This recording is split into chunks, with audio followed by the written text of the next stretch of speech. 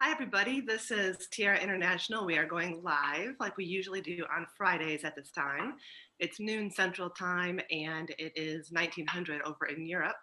Today we have myself, Betsy Sobiak, as well as Andrea Henning. Hi.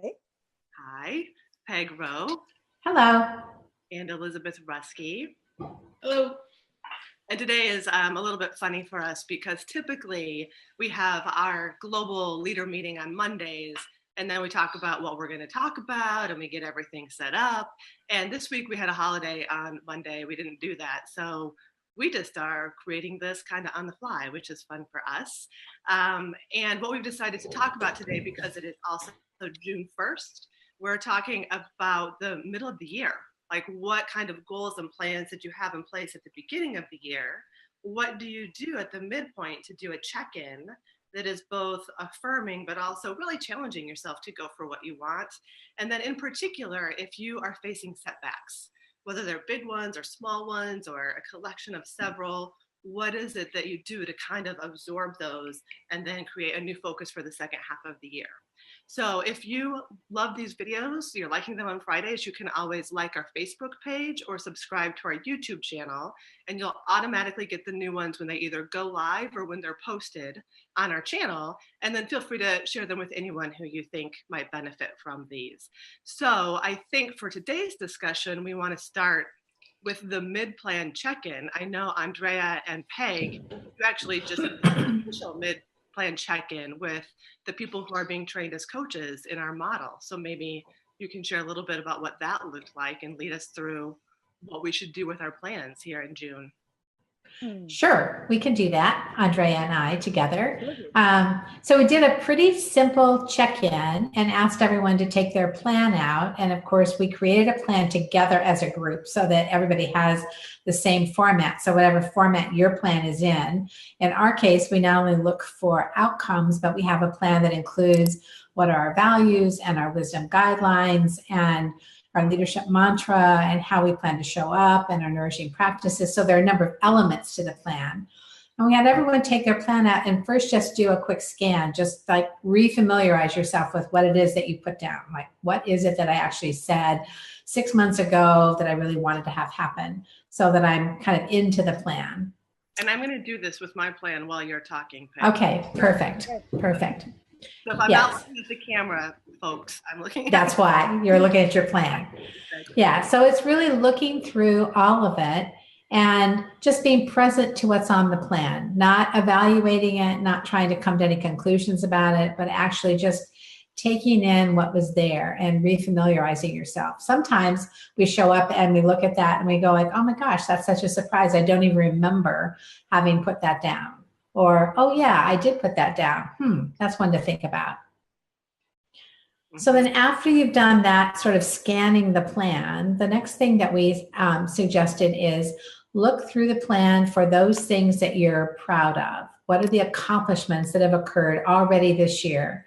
The things that you really want to take note of that moved forward, even if it wasn't with what we call conscious intentionality, but just noticing that sometimes on our plans, things happen that we're not conscious of. And that's kind of like that unconscious place where you put the plan in place and then your unconscious kind of gets to work with it behind the scenes. And the next thing you know, something you wanted actually happened, even if you're not taking steps towards that. So it was really on that first pass is looking at, well, what am I proud of? What are my accomplishments that I really want to note? And the things that I made progress in. So sometimes the accomplishment wasn't like finishing it, but I made progress. So I moved that forward and I'm feeling good about where that particular piece is. And it could be, again, living your values. It could be following your wisdom guidelines. It could be in the outcomes themselves. In any of those elements of your plan, what are those things that you're feeling really great about? And we got, when having our conversation earlier with Andrea and I and our participants, a number of them pointed to things like, I'm really present to how much I'm paying attention to my values this year. My values are really providing guidance to what I'm doing, and that feels good. And I can really see that it's making a difference. So for us, why don't we just take a moment and And share right, as we're reflecting, whether it's from our plan or just our right. experience, what are some of the things that we have accomplished or feel most proud of?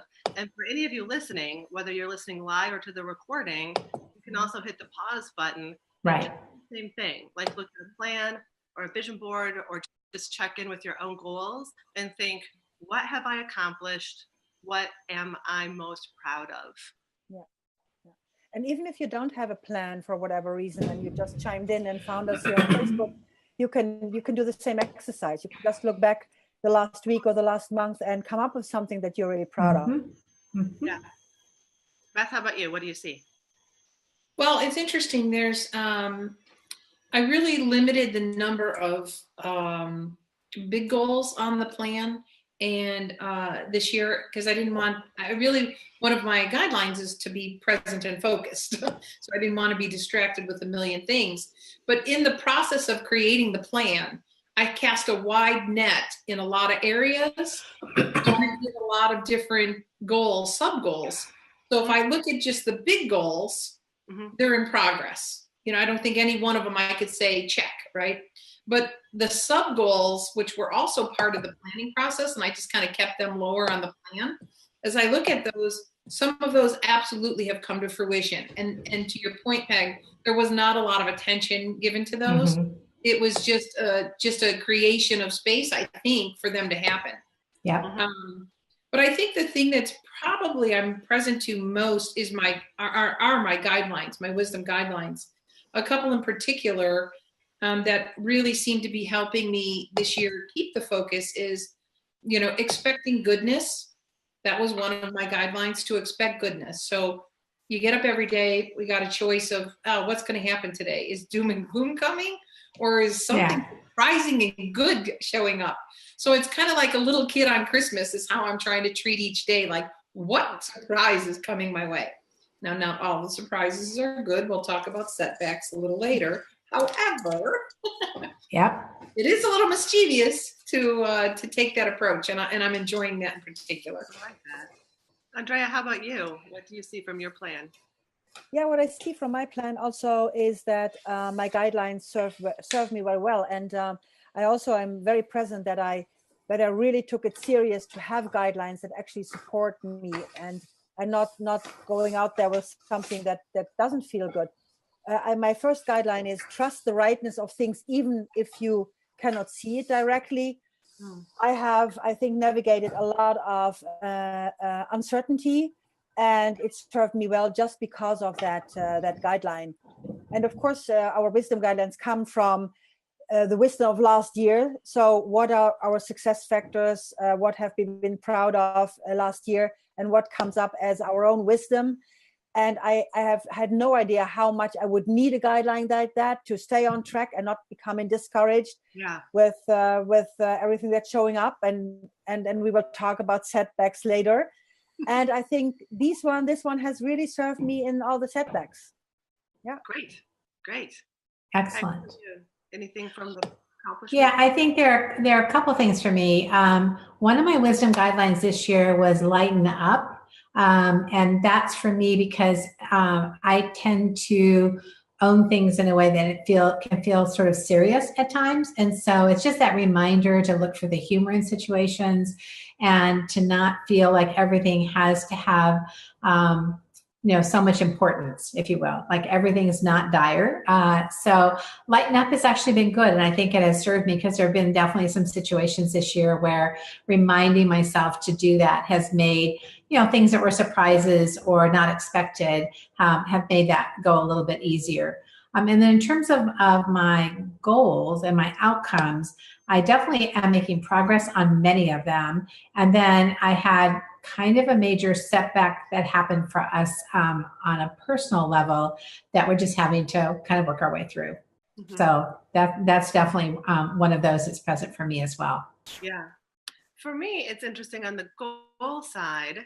I have one goal that something I've wanted to do for a few years now, and it just has not happened. I want to go on a bicycling adventure with my cousin. She and I did Rag Ride together a few years back, and she's reached out a couple times and been like, hey, let's do something this summer. And each summer it hasn't really worked.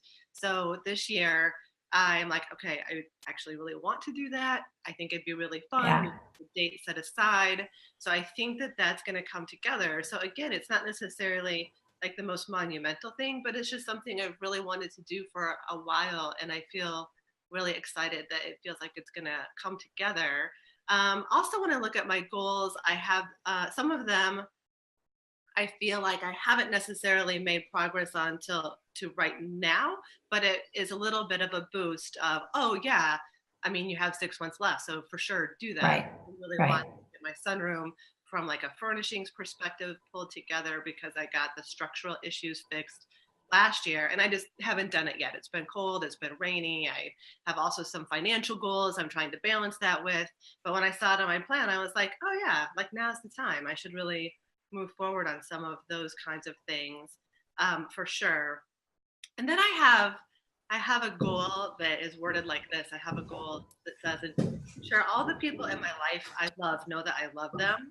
And that one's an interesting one because I hope it's true, but I'm not sure that I've actually been super attentive to making sure that that's true. So that one kind of moves me when I see that of like, okay, let's be on top of that. And I appreciate what you guys are saying about the guidelines too.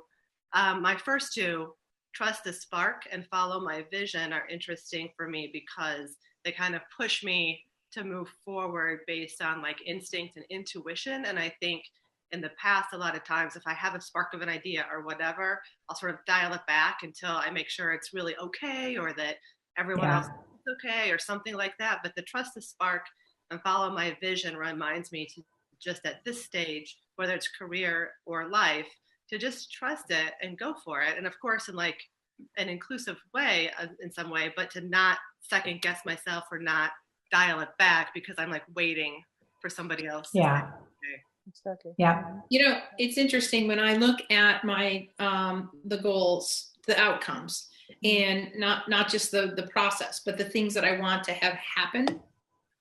There are 3 that are really clearly on track. They're going to happen. Like I can just see, like those are green. If I do a red, yellow, green, those are green. Mm-hmm. And then there's 3 that I started out the year really, really well. And I'm glad we're doing a check-in today because I've gotten off track. So they've gone from green to yellow, orange, kind of like they could be red if I don't put some attention on them. Right. And then there's 2 that are really in the red. Like I haven't given them attention, or the attention I've given to them has been more worry than inspiration. And so I'm not putting the right energy behind them to get them moving. Mm-hmm. So I like the check-in. I mean, that's a good. Now, if I were a hard grader, that would be like maybe a C-, but I'm not a hard grader. So I'm going to give myself a B or a B+ on all the things that are going. Right. And especially because it's June 1st. Right. So lots of time to catch up. Yes, right. You have 7 months actually.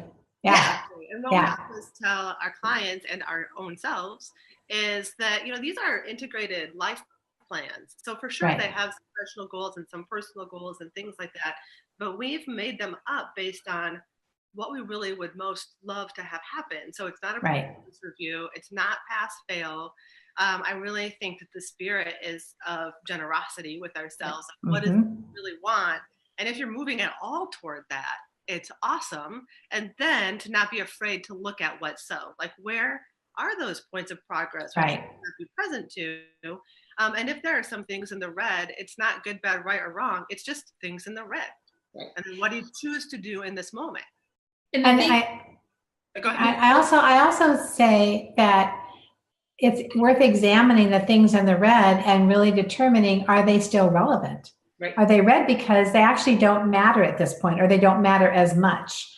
And so there's that other question of, because we thought it was a great idea in January, doesn't mean that it actually holds true to being the thing that we really want, that we most want now. Now, it might still be, and it might be this awakening that says, oh, I still do want that. And I want to get, I'm going to get behind it in a way that allows me to achieve that goal. But it also could be, it's lost some of its import in terms of what we really want. And if that's a worthwhile thing to say as well. Like, you know what, not going to actually focus on that this year. And it's Yeah, all about the other thing awareness. that for me, when I look at in that process, I also am going to go back to one of my guidelines, which is being loving and gracious. And that's not just to other people. That's to myself as well. Right. So, Yes. okay, Beth, 3 goals, fantastic. 3 that are started that you need to just kind of, ramp them up again. And you need 2, that you need to get some focus and attention Right. on. So that could be a hammer to the head for some people. And maybe in a past life, that's how I operated. But it's not the way I want to be about it for myself, nor would I be like that for anybody on my team or anybody in my life. It's like I wouldn't allow them or want them to take a hammer to their head in terms of that, get it going. Yeah, and actually the goals are only one part of the plan. What makes the plan so great is that it's so comprehensive. It's reflecting you. It's reflecting how we can get into alignment with who we are. So it's not coming from a book. So the guidelines are coming from your own wisdom, our source of inspiration, which is also a huge part of the plan. You can circle back to it. It's all yours. So the whole plan and looking at it is an excuse to be conscious about what we do, to have this conscious living. And as to your point, Betsy, that you actually make progress on a goal that has been a desire for you for quite some time. We all have that. I have been really, really sometimes saddened by the fact is that same thing on this plan for this year again. Yeah. And still, honestly, like it's still something that I desire. And we have even had teleclasses about what have you given up on? I really am proud of all of us who create these plans, that we have the courage to this honesty. And also when things don't, when we have deciphered the goals that we haven't moved forward to, but we still very much would love to, like also dig deeper into what holds us back, what's there that we need to see, and be brutally honest about that, but not guilty or not making ourselves wrong. So this safe space where we actually can be honest, and then move forward from there. Right. And, it's human nature, and you can all kind of tell that even by our conversation, that even though we really do stand for everyone looking at where they've made progress first and what they've accomplished, it's really easy to start to move into, well, what am I not doing, and what is done, and what has gotten in the way. So for ourselves and for you all, it's great to actually pause for a moment when you've looked at progress and you've looked at what you've accomplished, and make sure you're giving that enough credit and attention. Just in and of itself. Like if you did nothing else on the plan, you were just like, yes, I have accomplished those things. Yes, I have moved those things forward. Yes, I have followed an essential guideline for myself, and really allow that to be good enough in some way. And then once that is complete, we do go to the other side, because we don't look at one side. So Peg, remind us how we look at the other side. Like what is the we do that? So the 2 couple of questions that we use there are noticing on your plan if there's anything that didn't work. Like maybe in the beginning of the year, you had a thought about how things were going to come together, and for whatever reason, something actually didn't work the way you thought it might. And the other is just to look at, is there something on the plan that you have a sense of disappointment about? Not necessarily a failure, but just a sense of disappointment. Like, it's not where I thought it would be. This didn't turn out the way I thought it would. Maybe we put our energy into a goal and we got a different result than we were expecting. So just to be present to anything that didn't work or what some of those disappointments might be. I love the wording of the not working, that personal, but like just what isn't working. And then the emotional is what feels disappointing. Right. And sometimes I think to our other piece of this conversation, this is where the setbacks may show up. Where when we really look at what's not working or what we're disappointed about, we may uncover that there's something that occurred that actually does feel like a setback, something we couldn't have predicted in January that actually threw that particular outcome into a bit of a tizzy. And we wouldn't have known that in January. Right.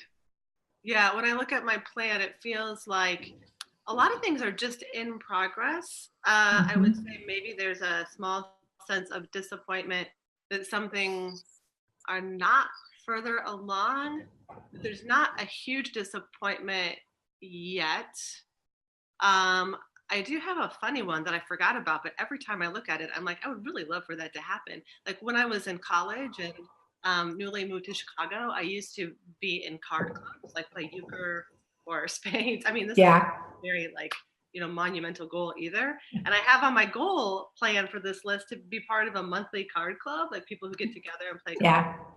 Yeah. And I've done nothing and I'm doing nothing and have no green lights toward that one at all. It's not a huge disappointment because it's not like major in the stream of like. But every time I see it, I'm like, oh yeah, I'd really love to have that happen.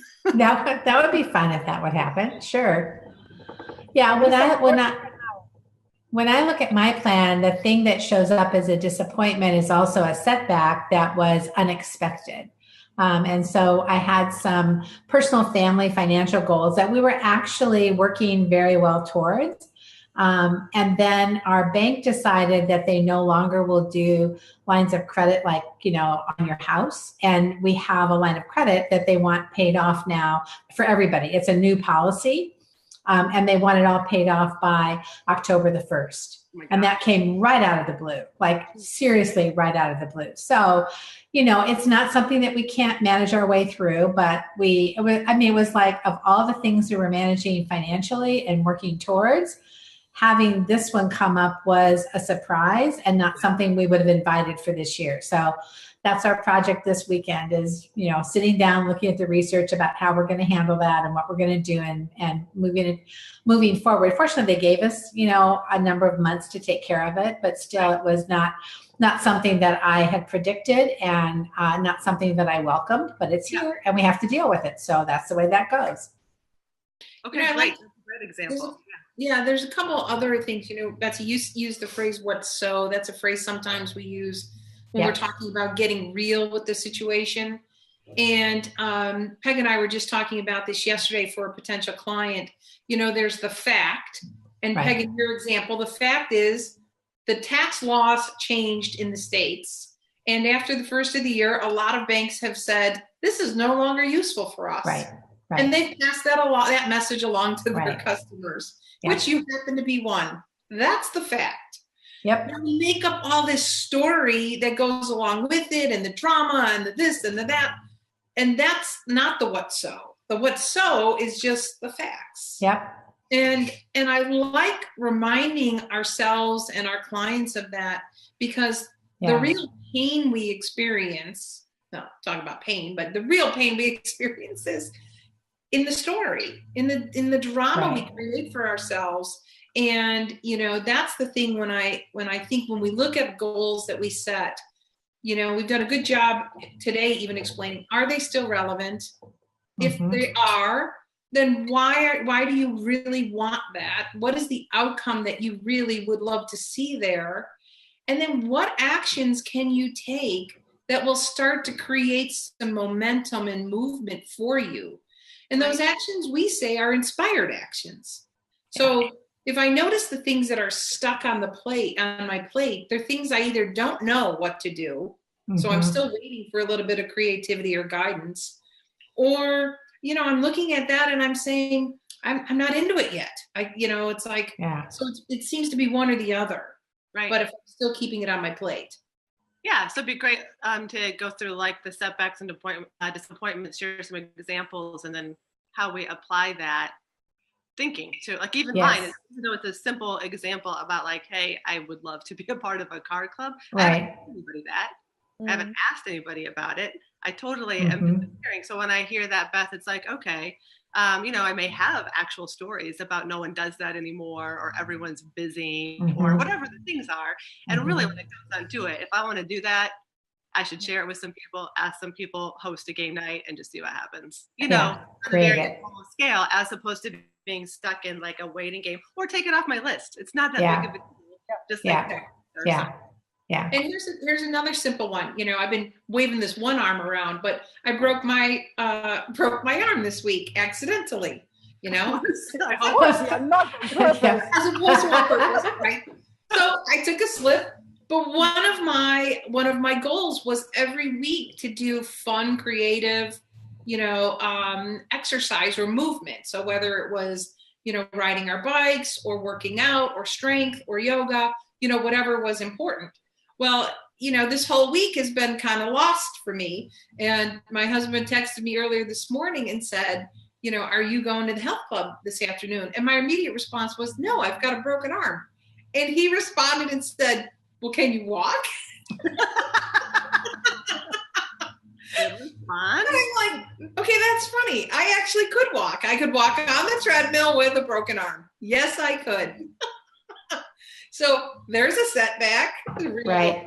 And yet there's still something inspiring to do inside of it. Right, or walk by the beach or, yeah, exactly. Like, okay, setback comes, and usually we have an immediate response to like, okay, well now we have to throw out the whole thing or whatever it is.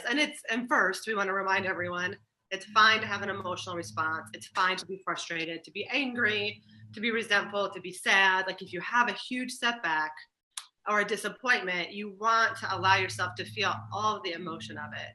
And then once you do that and you get to the other side, there's a lot of things you can do, whether it's let go of the goal for a time period and say, okay, for 90 days, I'm not really going to do that anymore and I'll pick it back up, or restructure it in some way. That's great. Andrea, how about you? Setbacks, disappointment? Yeah, and it's funny. Of course, it's also in the being distracted by all the little things that's happening, and sometimes they are not little, but they are still distractive. But I was thinking how I handle setbacks in a different way, which is also not healthy or doesn't serve me well. When I was when I was in Chicago, I got the news that actually the house of my mom that we were going to sell was a lot less worth than we really had reason to believe. So all of a sudden the setback was in that I had been contemplating on working less because that's also my pension.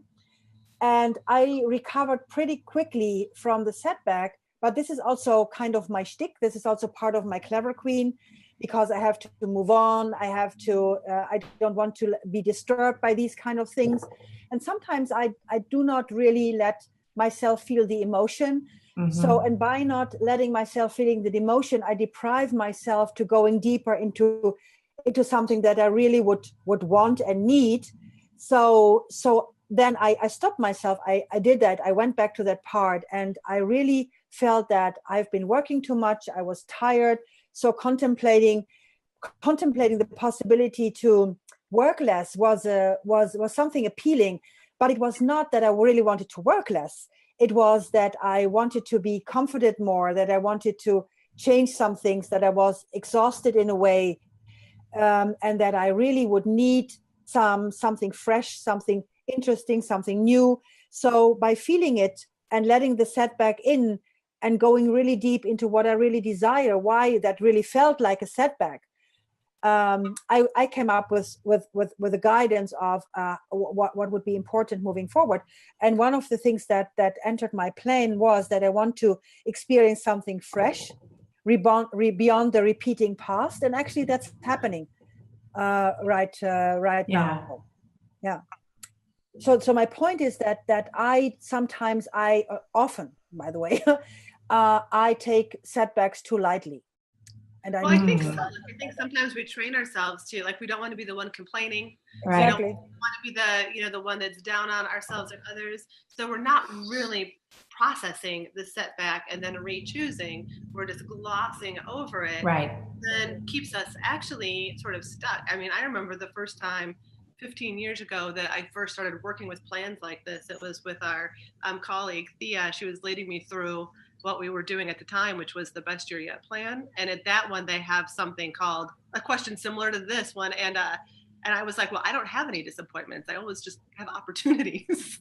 And I was like, oh man, like now I think, I do have disappointments. And sometimes my feelings are hurt, or I am stressed, or there's something bad that happened that I have to process through. And it's okay to just be really present to that before you move on, as opposed to just like glossing over it and being like, it's okay. Yeah. And this is actually the part of the plan we haven't talked yet. I don't know if you are listening or looking at this. We work with the three queens metaphor, like our dark queen, or a dark persona, a cunning persona, and a true persona. The part that's glossing over is my cunning queen, so a clever queen. So it's very good to know also on an identity level who you are and how you treat things, because it's so different from like you treat things or I treat things, and we can get inspired by someone, maybe how they handle things, or they are so aloof about it and they are so easygoing, and it's actually not their true persona showing up, but it's kind of the survival mechanism that they have all their lives already. Absolutely. Yes. So the last thing that we do, at least that we did this morning, was this idea of looking now to really scrutinize, once again, what have we learned from our plan? And is there anything on the plan that is irrelevant that you literally just want to take off your plan? Like, don't carry the energy of having that on your plan anymore. Just take it off and be completely at peace that that's no longer part of my plan for this year. The other thing that happens to me, and this has to do a little bit because of the fact that I always have ideas, is that by this time of the year, I have other things I want to put on. Yes. There'll be things like I'll take off the things I no longer want to do. I'll make sure that the components, like the guidelines and the values, still feel really, really good when I look at them. And then, okay, of this like little list of things I have percolating, what do I want to add in? Because I think it'd be really fun to do the second half of the year. So I sometimes have that happen too. Because for some people, 6 months is kind of a short period of time. Like they want to just recreate a whole new plan, which they could do, right? Mm-hmm. Right. But I also like to guide clients against the feeling that if you completed 3, that doesn't mean you have to add 3 more on. Right. Yeah, for sure. Like add in others if that feels like you're completely energized and motivated to do that, but it's not a rule. Like if I have 10, if I get 3 done, now I've got to find 3 more to put on it in their place. Like this has nothing to do with like equal. Exactly. I had. Yeah. I'm gonna forget about. Yeah. Because people will be sneaky, like, well, I'm not quite done with that one yet, because they're afraid, like, if I take that one off, then I got to find something else to put on. No, it's your plan and you own it. It's holistic. Do what you feel is the right thing for you. Right. That's great. And then the notes from this video, when we post it on our YouTube channel and our Facebook page, I'll make sure that we have this list, these 3 questions that we ask. Yeah. You referenced the queens, Andrea, so I'll put a little link to what we talk about with the queens. And then for those of you who may be thinking, like, I don't even have a plan, we do have in June, the end of June, a virtual planning session where we call it Envision Your Life. And it's all done via Zoom, so in this format, or you can call in if you want. And by the end of our time together, with like a couple breaks, you will have this clear set of wisdom guidelines, values, an empowering mindset, and a balanced set of goals for the remaining 6 months of the year. So I'll put a link to that too. Yeah. And then to end today, I thought maybe we could each go around and just share like one thing that we would like to state as useful as part of your mid-year check-in, either if you're addressing a setback or how you could refocus and recommit to the second part of the year. So who has something that they know they tell their clients a lot, or a piece of advice they would give people listening to close? So for me, when I look at the 2 goals that I said that I really, there's no movement on, the piece of advice that I love is the one, if you can't get out of it, get into it. And if you can't get into it, get out of it. I'm going to give myself the month of June to actually get into these 2. And if for some reason I still can't, then Peg, I will take the advice and scratch them off my list. Yeah. I think the advice that I love is be present to your disappointments, but don't dwell in your disappointments. Like, be present to them and then let it go. It's not a place to shame yourself, feel guilty, or feel like you've done something wrong. It's like, just acknowledge it, know that it's there, choose, as Betsy said, where do you want to choose at this point, and then be done. Yeah, I would build on that. I think my advice is that whatever kind of plan you put together, when you look at it, you should feel good. Like, oh yeah, that's a great reminder of what's most important to me. Right. You don't feel like you're behind, or you're stressed, or like, oh, I haven't, done anything. It should feel like, oh yeah, that's what I want to do. Yeah. That's what's important to me. So whatever you need to do to create that experience for yourself. Andrea? Yeah, I would say I would like to invite my clients and myself, especially also, to practice real honesty about what I would need, even if it doesn't look pretty in the moment, or even if then the voices come in, I shouldn't be needy, or I shouldn't need that, or all these kind of conversation, but just owning from a place of deep honesty, owning whatever's there to own. And then from there, it will show itself where you can actually take responsibility from an inspired place, not from a place of guilt. Right. And I also love the asking for what you need, because that's something we didn't talk about, which is like the secret sauce to staying focused on a plan is sharing with other people, Right. requests, asking for what you need, being supported, so you don't feel like you have to do Yes. it. So thanks for bringing that part in. Yep. Okay, everybody. So those of you who maybe tuned in late, this is Tiara International. We are global leaders, and we are very much committed to our vision, which is a world where we all choose to lead from inspiration. We hope you enjoyed this. Make sure you subscribe to our YouTube channel or like our Facebook page to see other videos that we're posting. Thank you. Thanks. Bye-bye.